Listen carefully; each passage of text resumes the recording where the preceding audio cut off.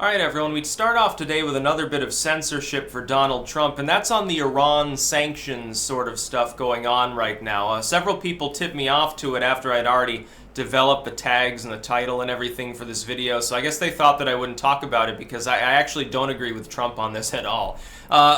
Much like with certain aspects of his foreign policy, Trump has done a very good job in the DPRK. Largely that's because his specific style, his threaten you and then shake your hand sort of approach seems to work very well with Kim Jong-un.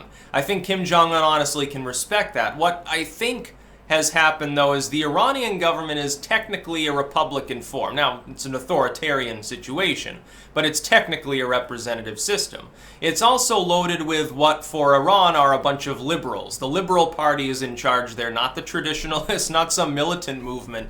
And we probably should take that into consideration as we go forward.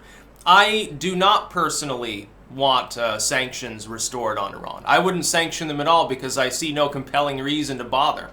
They're not a threat to the United States. They're not actually a credible threat to any of our allies. When people want to warmonger here in the United States, usually they take up the cross and the mud Jesus stuff and say Israel is at risk from the Iranians. Iran is not a credible threat to Israel. Israel has nuclear weapons. Iran, at some point, might develop a crude atomic weapon that doesn't give them an advantage in the fight. Their technology is backwards compared to Israel. The only real advantage they have is they have a lot of missiles and more manpower.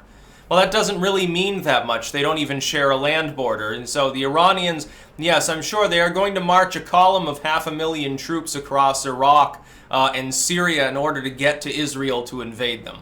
No, I just don't think so. I don't think that that's actually feasible. North Korea, meanwhile, Trump's done great there. When he warmongers after them to get him to the bargaining table and it works, it's like, okay, that's pretty great. Even there, though, and you'll recall this, when he was openly threatening them, I said, I cannot condone that. Because even if I understand the operative strategy is not actually warmongering, even though I know it's all a ploy in order to get a peace deal struck or something, on principle, I cannot support that kind of action. I'm just too non-interventionist when it comes to foreign theaters. I don't want to see people killed. I understand the ideology behind it. It worked, thankfully. I was glad that it worked. I said at the time, if it does work, I will be happy about that, and I am. With Iran, though, I think there's a slightly lesser chance that it works. Specifically because the style of governance is different. The way Iran conducts business, even under its traditionalist leadership, is different from North Korea. North Korea is not theocratic in nature in any meaningful way or form. The closest thing they have is Kim Jong-un being born of a unicorn, and I doubt most of their actual population really believes that. I think it's more understood to be a piece of folklore that sort of meshes with the creation of North Korea as a sovereign entity. In Iran, you have hardline Islamic leadership and intertwined with the military, and then you have their more representative, the liberal side of their country. The latter being perfectly reasonable, perfectly sane, and I'm going to say this again. I am not compelled by the evidence that has been presented, Netanyahu's CDs or whatever, taken from some fucking factory in Tehran. I am not convinced they have an atomic weapons program. Because these same people that this last time were rambling about that are the same people who told us that that was a fact for the last 20 years. Since the middle of the 1990s, people like Netanyahu, in fact, I think Netanyahu was one of the people, I think he was in the legislature there at the time, instead of leading the country. And he was like, well, Iran's like a year away from having atomic weapons and they want to commit genocide against us. And it never happened. And it wasn't because, oh, well, we found out about it early and then bullseyed one of their nuclear facilities. That didn't happen. It was like 2006 was when they bullseyed Assad's reactor, knocked it offline in order to predicate the civil war there, even though it had no weapons-grade material being produced. No, I don't believe that Iran has an atomic program. I think that they're not crazy enough to seek one. I think they know that all you need is one person like Trump, honestly, in office. And that if they were discovered having an atomic weapon, the opposite would happen than happened with the DPRK. The U.S. policy centers around two things. The neocons and neolibs both want to invade everything under the sun. They're looking for an excuse. And number two, non-proliferation. They don't want a bunch of nuclear competitors. The fewer countries that have it, the better. Why do you think Trump is working so hard, even though he's like not a full neocon even anyway? to denuclearize the Korean Peninsula.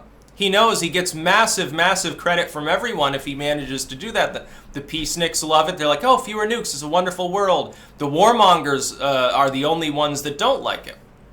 You know, John McCain, Lindsey Graham, Trump once mystically asking whether they just wanted to end the world. He's like, well, I wish that they would focus on other things other than trying to start World War III.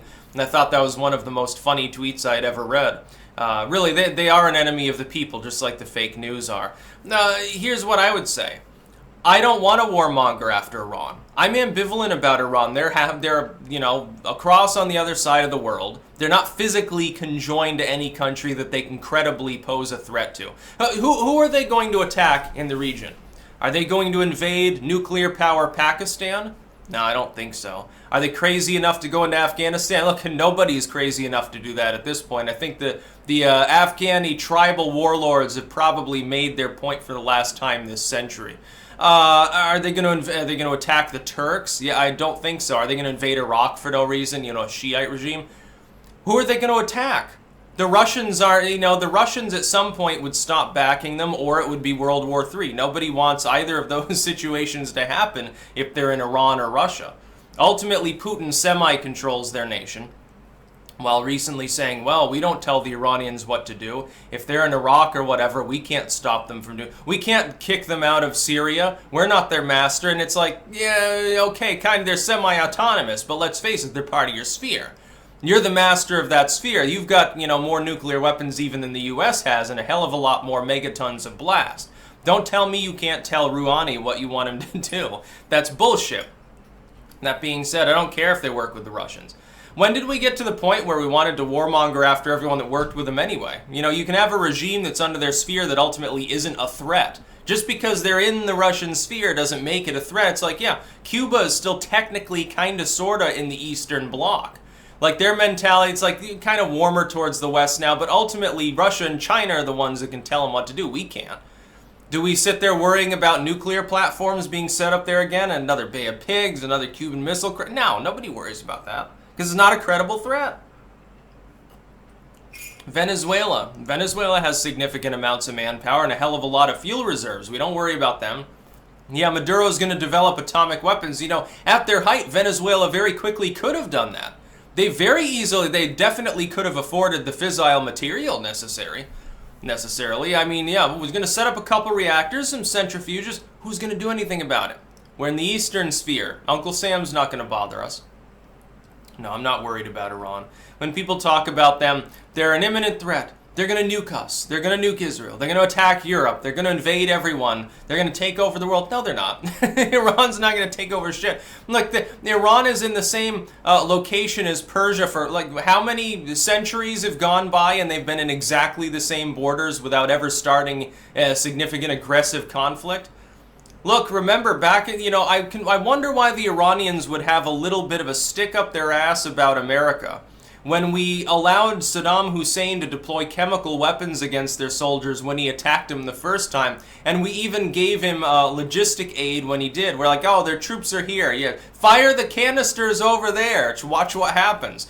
Back then, Saddam was our puppet, and the Iranians hated us. And then Saddam started to hate us because he realized, hey, Uncle Sam's stabbing me in the back, trying to keep me from ever developing my economy like I want. Basically the Middle East status quo for decades was Uncle Sam installs a dictator and says, hey, you can do whatever you want here. Just don't attempt to develop any meaningful resistance against us and do what we say. You do what we say, you can have your 12 palaces, or what did Saddam have, like 20 palaces? Scattered around Iraq, and it's like hilarious. Well, some of his people lived in squalor. Now they all live in squalor, and there's no palaces left. The palaces are just, basically bombed out and shells of their former selves. Really, really wonderful. I'm sure there's a reason why people in that region of the world love us so much. Let's not act like it's entirely not our fault. Some of it is U.S. foreign policy has just been shitty for decades and decades. That's about all. Peace out.